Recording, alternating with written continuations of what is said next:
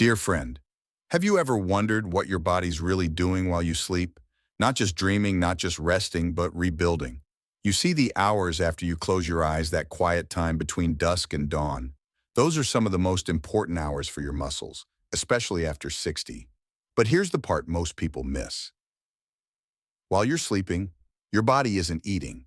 You go 8, maybe 10 hours without a single bite. And during that time, if your body doesn't have a steady supply of amino acids, the building blocks of muscle, it may quietly begin to break down your muscle tissue just to keep things running. That's why what you eat before you sleep can be just as important as what you eat during the day. Let me share a story. A patient of mine, Susan, 67 years old, once told me, "Doctor, I eat 3 meals, I walk every day. Why do I still feel like I'm shrinking?" She wasn't sick. Her blood work was fine, but I saw it in her arms, in the way she pushed herself out of the chair, the quiet fatigue in her voice. What Susan didn't realize, and what many people don't, is that after 60, our muscles don't just need more protein, they need the right kind of protein, at the right time. So I asked her a simple question: "What do you usually eat before bed?" She paused. "Sometimes tea, maybe a cracker." I smiled gently and said, "Let's try something small, just half a cup of cottage cheese 30 minutes before bed." She raised an eyebrow. "Cottage cheese." And I nodded, because cottage cheese isn't just an old-fashioned snack. It's one of the richest natural sources of casein protein, a slow-digesting protein that feeds your muscles gradually for 6 to 8 hours while you sleep. Think of it like this: instead of dumping all your fuel in the tank at once, you're giving your muscles a slow, steady drip, a gentle IV of amino acids that keeps them nourished through the night. And guess what? A few weeks later, Susan came back. She looked more vibrant, her steps were steadier, and with a soft smile she said, "I didn't change anything big, but I feel stronger in the mornings." That's the quiet power of casein. It doesn't shout, it doesn't promise overnight miracles, but it works slowly, deeply, consistently. So tonight before bed, ask yourself, am I giving my body what it needs to rebuild? Sometimes all it takes is a spoonful of something simple, to remind your body and yourself that strength is still possible, even in the stillness of night. You know, if casein is like a slow, steady drip of fuel for your muscles overnight, then there's another ingredient that acts like a switch, the one that actually tells your body, okay, it's time, start building. That switch is called leucine. Sounds technical, I know, but here's all I want you to remember. Leucine is the trigger. Without it, no matter how much protein you eat, your body just doesn't get the message to start building muscle. It's like having bricks, cement, and tools, but no foreman to start the construction. I remember a patient of mine, Raymond, 70 years old. He once said something I'll never forget. "Doc, I eat clean, I don't skip meals, but it feels like my muscles are slowly melting away, like I'm being pulled backward into weakness." So I asked him, "Raymond, how much protein do you get at each meal?" He said, "Probably 15, maybe 20 grams. And that right there was the issue. After 60, your body doesn't just need enough protein. It needs enough leucine per meal, roughly 2.5 to 3 grams, to flip that muscle-building switch. Without it, your body's like a machine waiting for a command that never comes. But here's the beautiful part. You don't need expensive supplements. Leucine is in everyday familiar foods. 1 cup of cottage cheese that gives you about 2.6 grams of leucine, just enough to activate muscle repair.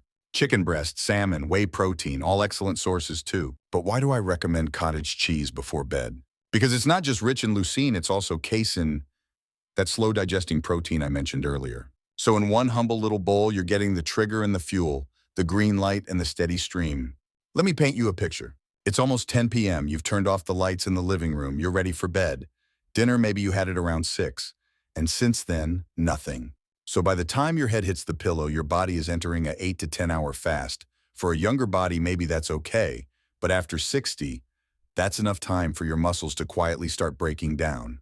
I call it overnight catabolism, when your body, low on fuel, starts feeding on your own muscle just to get through the night. Sad, isn't it? You go to bed to rest, but your body's working overtime, breaking itself down. That's why casein found in cottage cheese is so important. It's like a lifeline to your muscles while you sleep. Not a big surge, but a gentle stream, slowly, steadily nourishing your cells through the darkness. There was a study back in 2012 published in Medicine and Science in Sports and Exercise. It showed that older adults who consumed 40 g of casein before bed had significantly more muscle protein synthesis overnight compared to those who didn't eat anything. So no, it's not hype. It's real science. And it's one simple change that could protect your strength quietly while you sleep. I once suggested to a patient, Dorothy, 69 years old, that every night before bed, she eat half a cup of cottage cheese. Maybe sprinkle a little cinnamon on top. Toss in a few walnuts if she liked. She laughed and said, "Doctor, this is the first time I've ever had a prescription for dessert." But 6 weeks later, she came back to my clinic. Her face looked brighter, her arms no longer soft and sagging like before. She said, "I'm sleeping deeper, and when I wake up in the morning, it feels like something inside me is rebuilding." And I just smiled, because I knew sometimes one small change done at the right time in tune with your biology can make all the difference. So if tonight you're thinking about doing just one small thing for your health, try placing a small bowl of cottage cheese by your bedside. Just half a cup. Eat it slowly, savor it, then go to sleep. Who knows, tomorrow morning you might just wake up and feel like your body is finally working with you again. My friend, we've talked about casein, that slow-digesting protein that feeds your muscles quietly like soft rain through the night. But there's something many people overlook. Even if you eat enough protein, even if you get the timing and leucine right, if your body isn't sensitive to insulin, all that effort could be going nowhere. Now I get it, insulin sounds complicated, or worse, scary. Many of my patients say insulin, but I don't have diabetes. And I smile. Then I tell them about an old patient of mine, Richard, 68 years old. Richard was incredibly disciplined, clean diet, whey protein after walks, daily exercise, but after 4 months his muscles were still shrinking. He looked at me, eyes tired, and asked, "Is it possible my body just doesn't want to cooperate anymore, doc?"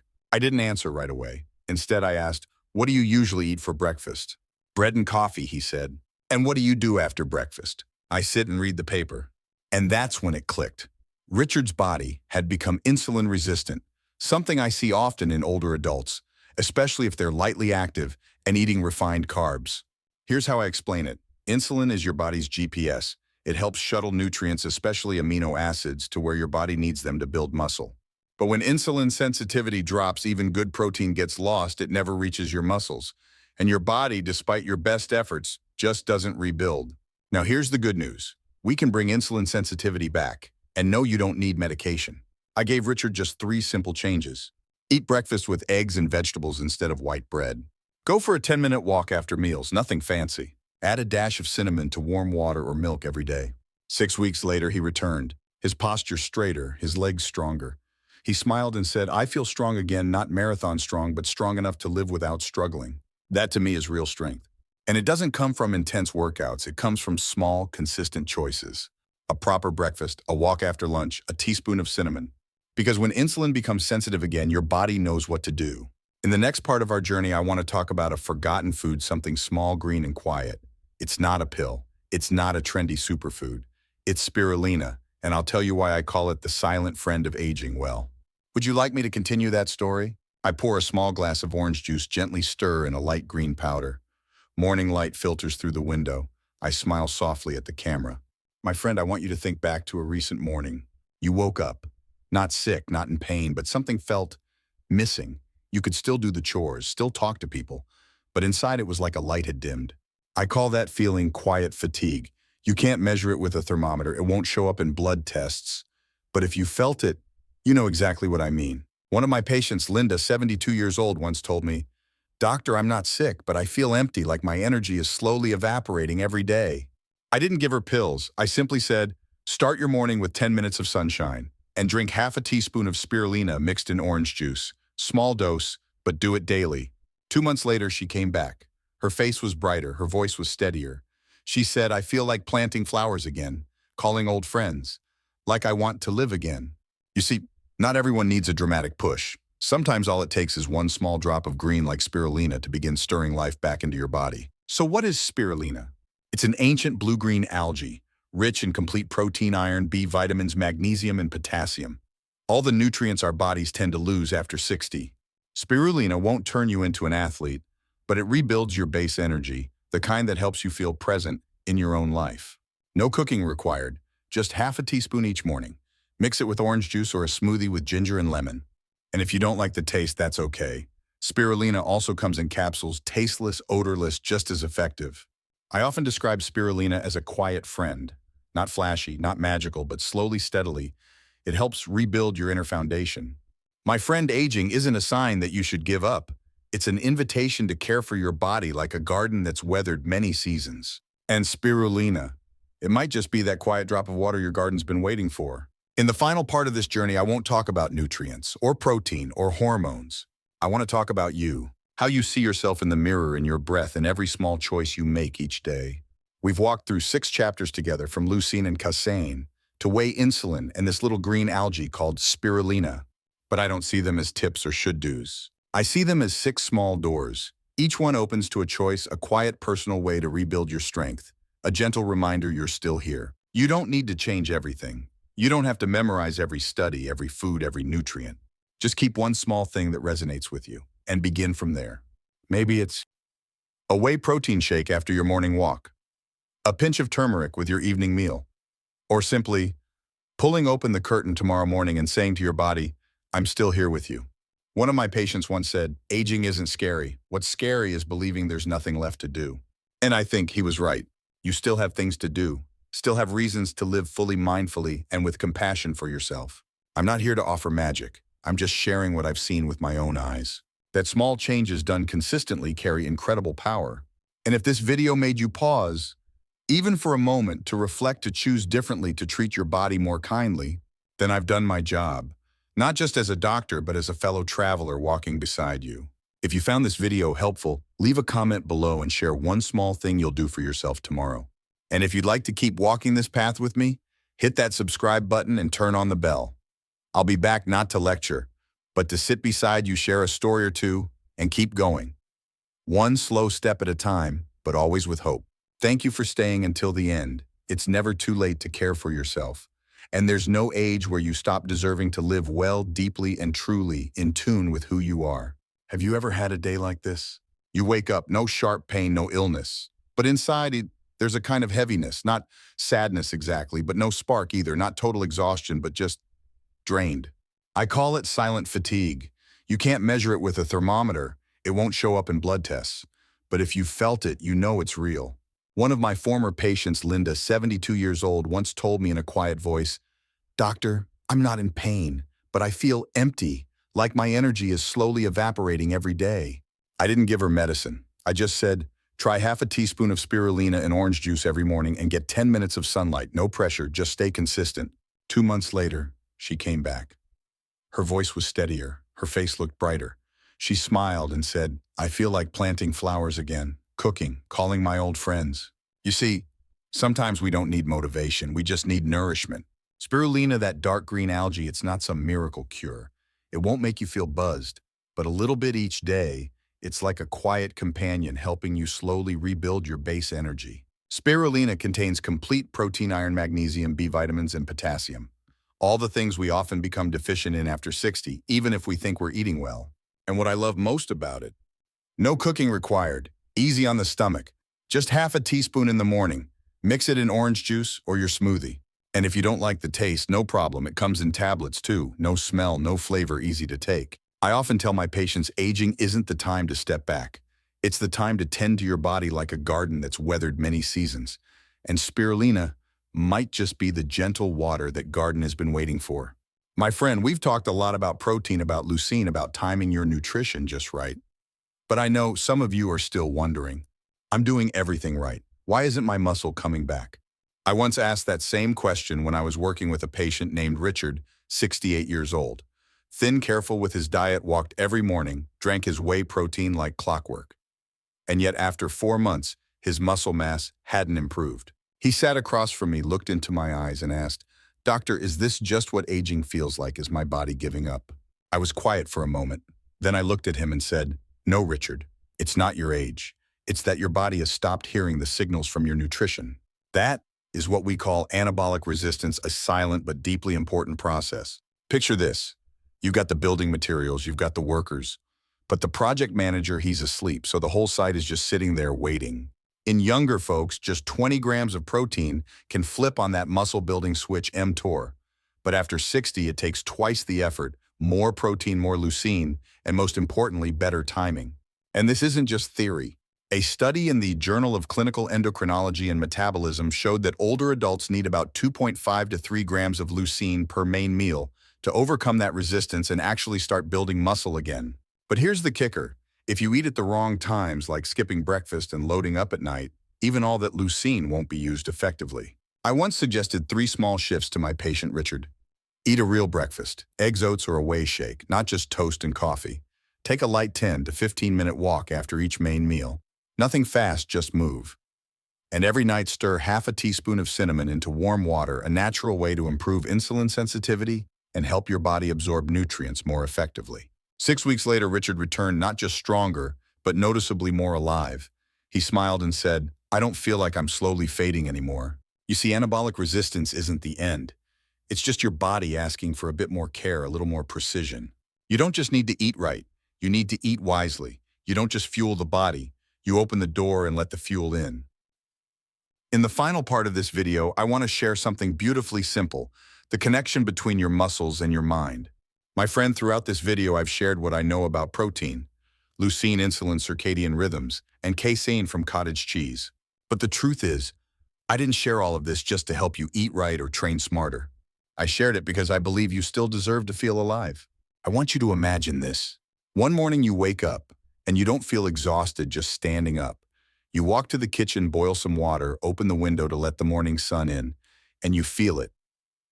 This body, it's still here. It's still healing. It's still walking with you. That's not a miracle. That's what happens when small choices add up. A leucine-rich meal, a short walk after dinner, a moment when you choose to stay in the fight instead of walking away. One of my patients, Helen 72, once asked me through tears, "Doctor, I know I should try, but what if I don't have the strength?" I took her hand and said, "Then just do one thing today, one small thing. Open the curtains, take a 3-minute walk. You don't have to be perfect, just don't give up on yourself." And that's how she began, not with weights, not with running, but by opening the window every morning and letting the light in. My dear friend, after 60, health isn't a prize for the strongest. It's a gift for the most patient. No one knows your body better than you. No one else lives your aches, your sleepless nights, your breathless walks. And no one else can heal for you. But if you're still watching, that tells me something. You're ready. Ready to begin again with just one small thing, a spoonful of cottage cheese before bed. A real breakfast, not just something rushed, and the quiet belief that says, "I'm not finished, I'm just coming back." If this video sparked something in you, a thought, a feeling, a new sense of resolve, then I hope you'll leave a comment below. Tell me, what small step will you begin with? And if you'd like me to keep walking this journey with you, hit that subscribe button, turn on the notification bell. I'll be back every week, not to lecture, but to sit down, talk with you like a friend who truly cares. Thank you for your time today. And please remember, you're never too old to heal.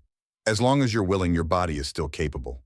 My friend, there's something I don't often include in the main content, but today I want to say it not as a doctor, but as a man who's also past 60. I've had those mornings too, when I woke up with a quiet thought, "I just don't feel as strong today." Have you ever felt like that? Not sick, not in pain, just empty, no spark, no interest in doing much. You know you should go for a walk, you should eat a good breakfast, but your body just sags, like your energy is slowly leaking out. One of my patients, Richard 74, once looked at me and said, "Doc, I'm not tired, but I don't feel alive either." I didn't write him a prescription. I just asked, "Did you open the curtains today?" He looked surprised. But the next morning he tried it. Just one small action opened the curtains. The next day he made a cup of tea. The day after that, he walked out onto the porch. 3 months later, he told me, "I don't know how it happened, but I feel like I've returned to my life." You see, healing isn't about climbing some huge mountain.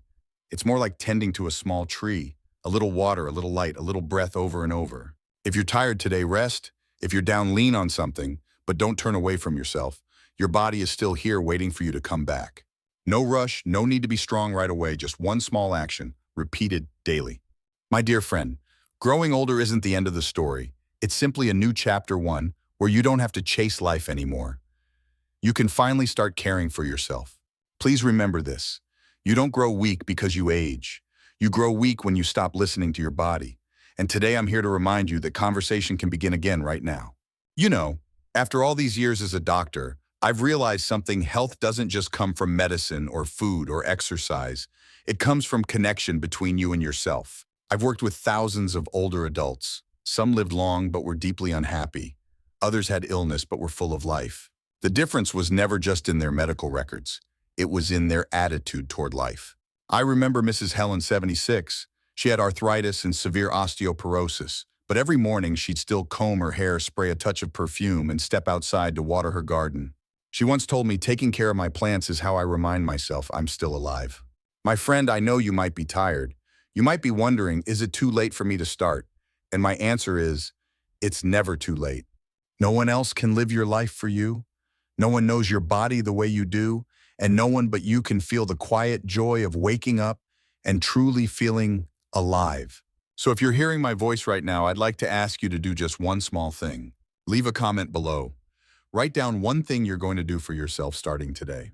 Maybe it's a meal with real protein, an early bedtime, a short walk around the block, or simply opening the curtains in the morning, taking a deep breath and telling yourself, I'm still here, I'm still moving forward.